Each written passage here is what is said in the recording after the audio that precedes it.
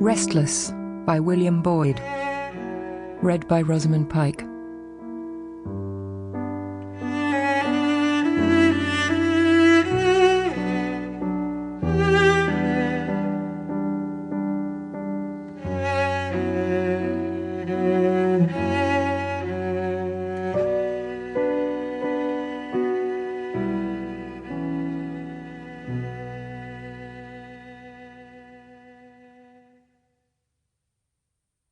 We may indeed say that the hour of death is uncertain, but when we say this, we think of that hour as situated in a vague and remote expanse of time.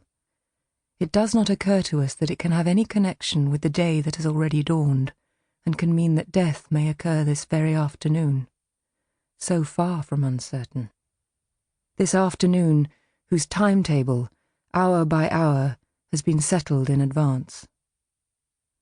One insists on one's daily outing, so that in a month's time one will have had the necessary ration of fresh air. One has hesitated over which coat to take, which cabman to call. One is in the cab. The whole day lies before one, short because one must be back home early, as a friend is coming to see one. One hopes it will be as fine again tomorrow. And one has no suspicion that death, which has been advancing within one on another plane, has chosen precisely this particular day to make its appearance in a few minutes' time. Marcel Proust, The Guermantes Way. Into the Heart of England. When I was a child and was being fractious and contrary and generally behaving badly, my mother used to rebuke me by saying, "One day someone will come and kill me and then you'll be sorry." Or, "They'll appear out of the blue and whisk me away. How would you like that?" Or, "You'll wake up one morning and I'll be gone. Disappeared. You wait and see." It's curious, but you don't think seriously about these remarks when you're young.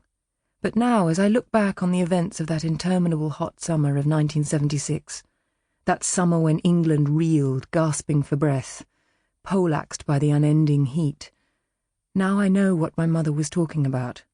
I understand that bitter, dark current of fear that flowed beneath the placid surface of her ordinary life, how it had never left her even after years of peaceful, unexceptionable living.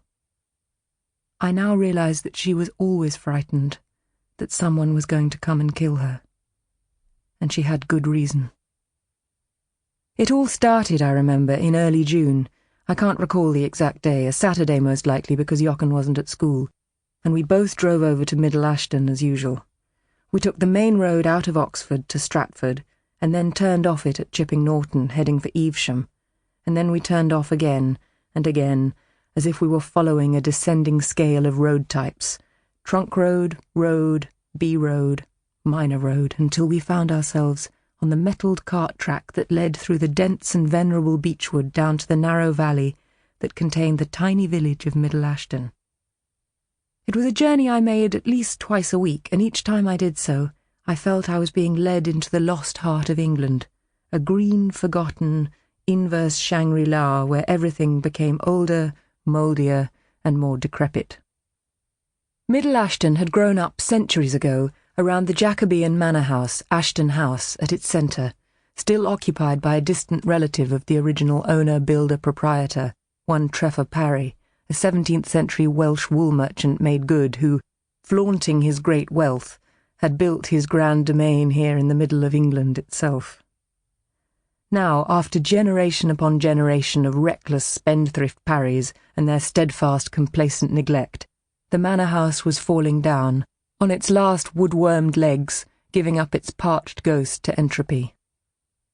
Sagging tarpaulins covered the roof of the east wing, rusting scaffolding spoke of previous vain gestures at restoration, and the soft yellow Cotswold stone of its walls came away in your hand like wet toast. There was a small, damp, dark church nearby, overwhelmed by massive black-green yews that seemed to drink the light of day.